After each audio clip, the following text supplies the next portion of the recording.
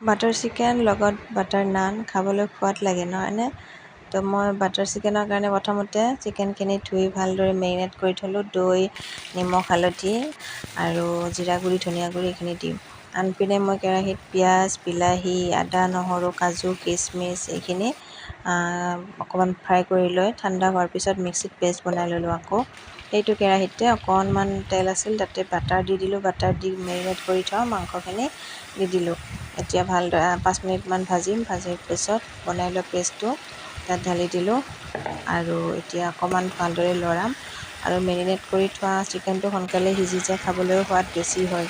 আৰু মই জালুকীয়া তেনেকৈ দিয়া নাই, কাৰণ টিকলাই খাব, তাৰো গা বেয়া হৈ আছে, চৰ্দি লাগি থকাৰ কাৰণে, ভাত পানী নোখোৱাৰ কাৰণে মই ভাবিলোঁ এনেকৈ বনাই দিওঁ। আৰু চাওক, এয়া মোৰ মাংস হৈয়ে গ'ল। লাষ্টত অকণমান গৰম মছলা দি দিছোঁ আৰু এনেকৈ ছাৰ্ভ কৰি দিলোঁ। আৰু ভাল লাগিলে লাইক এটা কৰি দিব।